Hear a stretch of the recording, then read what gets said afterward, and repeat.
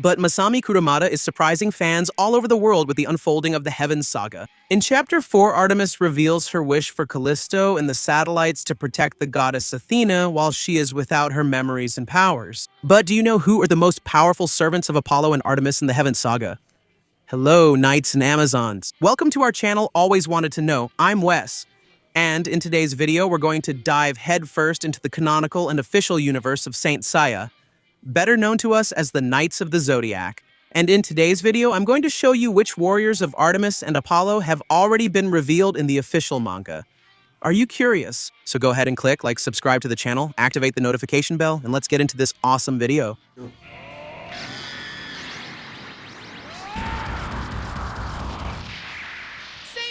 I want to know. After the violent and exhausting battle in the Elysian fields against the Emperor of the Underworld, Hades, the human world was saved from the great eclipse. But the price paid was absurdly high. Pegasus Seiya was gravely wounded by Hades' sword, receiving an indestructible divine curse that sealed his cosmos and left him in a wheelchair, lingering on the thin line between life and death. Faced with the despair of seeing her most loyal protector wither away, Saori, who is the goddess Athena, decides to take a strange, extreme, and forbidden action: to travel through time with the help of Kronos, the god of time, to destroy Hades' sword in the past and save Seiya's life in the present. However, this direct interference with the laws of the universe deeply enraged Olympus. It is exactly in this scenario of temporal chaos and heresy that the celestial deities decide to send their elite forces to intervene on Earth and punish humans and Athena herself for their audacity. With that, we end up meeting the servants of Artemis and Apollo, whom I will introduce to you now. Number 1. The Four Angels of the Sun. Apollo is not just another god in the universe of Masami Kurumada. He is portrayed as one of the most imposing, severe, and untouchable deities in all of mythology. As the ruler of the sun, his absolute authority and his personal army reflect this grandeur. The sun god has at his disposal 4 celestial-level warriors, known simply as the Angels of Apollo. These beings do not use armor like Athena's knights, nor scales like Poseidon's mariners, and, even less so, surplices like Hades' specters. The sacred attire of the angels is called glory, divine garments that emit their own radiance and possess incredible resistance. An impressive aesthetic and military characteristic of this quartet is that all 4 angels have strictly identical armor. Visually, they operate as a perfectly synchronized unit, eliminating any sense of individuality in favor of the absolute will of their Lord Apollo. The mystical and practical function of these 4 angels goes far beyond protecting the sun god. In the official mythology of the series, they are directly responsible for guiding and pulling the legendary sun chariot, the divine vehicle that crosses the skies, bringing the light of the sun to the earth.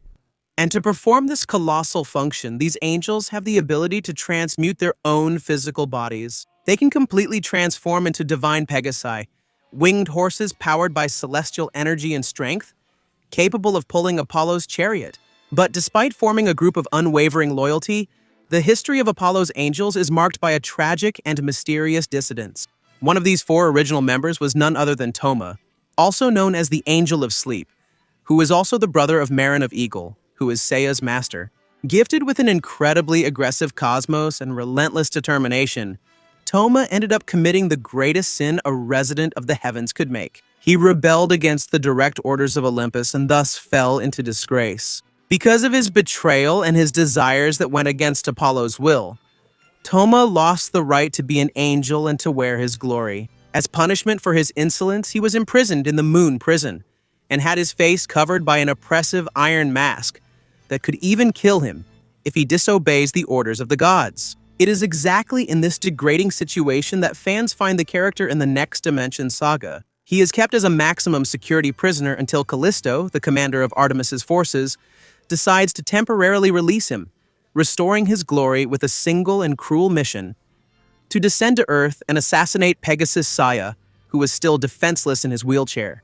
Toma accepts the mission, not out of loyalty, but because of the promise to regain his freedom and his dignity lost in the heavens. Besides that, Toma's story carries an incredible dramatic weight because he is actually the long-lost brother of Eagle Marin, the Silver Saint, who trained Seiya, creating an emotional bond that still promises to explode in the upcoming chapters of this story. We know that in Next Dimension, Toma ended up facing his sister Marin without knowing who she was because both of them were wearing masks. He also fought against Cygnus Hyoga, but at the end of the saga, he ended up helping Shayna and Marin to protect Pegasus Seiya. And for those who thought that Athena's saints always find a way to overcome any deity through the miracle of Cosmo, the climax of the Next Dimension saga brought a real demonstration of helplessness. After facing unimaginable trials in the past, the terrible curse of Hades' sword which afflicted Seiya was finally broken, and the Pegasus Saint wakes up from his vegetative state. But his warrior spirit keeps him from standing still, while Sayori and his companions are in danger at the Temple of the Moon. Still completely without his Pegasus cloth, Seiya makes the impulsive and heroic decision to storm the Temple of the Moon to try to protect Athena and the Saints. He easily defeats the satellites in his path. However, Olympus does not tolerate intruders. As he crosses the boundaries of the moon's sacred territory, Seiya not only encounters the local archers, but comes face to face with the other three angels of Apollo. The confrontation that arises can't even be called a battle. Even though Seiya is the man who performed miracles against gods, angels of the caliber of Poseidon and Hades, he didn't stand a chance against these new enemies. Apollo's angels, using their identical glories and manifesting their power, subdued the protagonist without the slightest effort. Without protection, and with his body still recovering, Seiya was brutally defeated and massacred at the end of Next Dimension, making it clear to fans that the Heaven Saga introduces a level of danger completely different from anything the Sanctuary has ever faced. Number 2. The Moon's Satellites. While Apollo relies on the brute strength and overwhelming speed of his four angels, his sister Artemis, the goddess of the hunt and the moon, has a much larger, more hierarchical, and specialized military organization.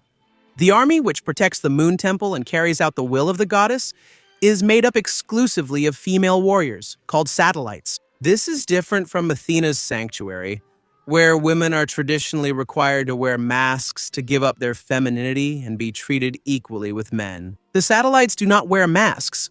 They proudly show their faces, integrating their natural beauty into their identity as divine hunters.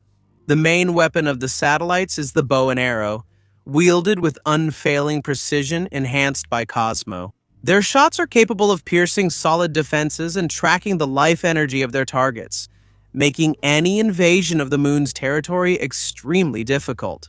The satellite's army has an internal structure strictly divided into two main categories, which can be easily identified by the color of their combat outfits. This division reflects the very phases and facets of the moon itself, splitting between the protective light and the deadly shadows. The satellites in white armor make up the defensive front line, the palace guard, and the ceremonial elite who directly protect Artemis's chambers and the surroundings of the main temple.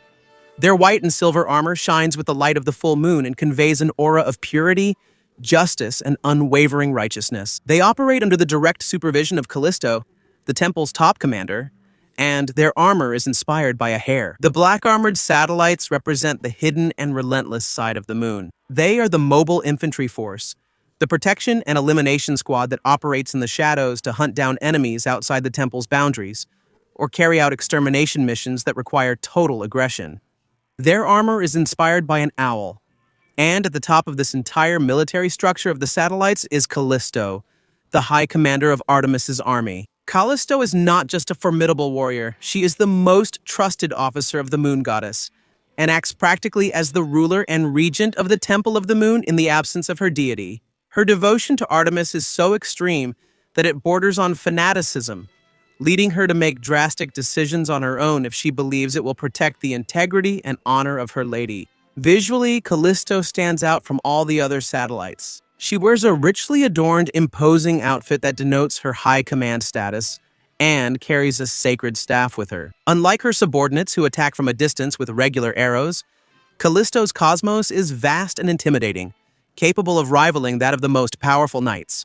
In Next Dimension, she demonstrates her relentless strategic mindset by realizing that the actions of Athena and the Bronze Knights are about to collapse the horde of the universe. And fearing that Artemis's leniency toward her sister Sayori would bring ruin to the most powerful knights, in Dimension, she becomes a kind of mirror, reflecting the knights. Icarus from the moon prison, blackmailing him to do the dirty work of beheading Seiya on Earth, thus sparing the satellites from direct initial involvement that could generate open diplomatic conflict between Athena and Artemis. But if Callisto represents the brain and the supreme command behind the lunar forces, Laius Commune, the lunar forces, the perfect execution of physical violence on the battlefield. She holds the prestigious and dangerous position of commander of the black armored satellites.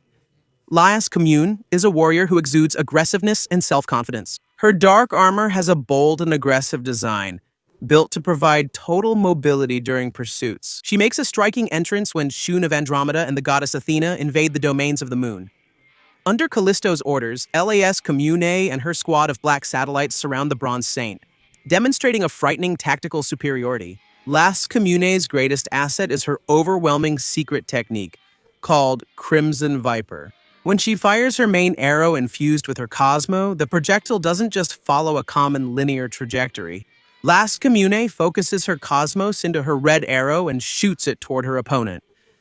As it approaches, the enemy sees the arrow as a snake coming toward them. During the confrontation, she managed to subdue the famous circular defense of the Nebula Chain. Laius, Shun's opponent, broke through the barrier that once restrained high-level knights. Shun only survived the fatal attack thanks to the intervention of Ikki the Phoenix, who arrived at the scene with his fiery cosmos and began a deadly, evenly matched battle against the leader of the Black Satellites. Laius Commune's performance set a new standard of danger for the Bronze Warriors, proving that even the mid-tier forces of the Olympian gods have the means to shatter defenses once considered absolute on Earth.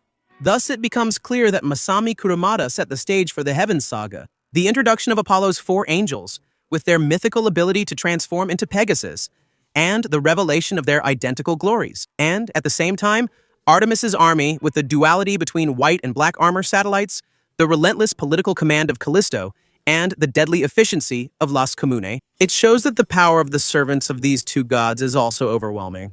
Therefore, in the Heaven Saga, whether it's Artemis and her satellites, or Apollo and his angels, friends or enemies, this will make a total difference in the unfolding of the final saga.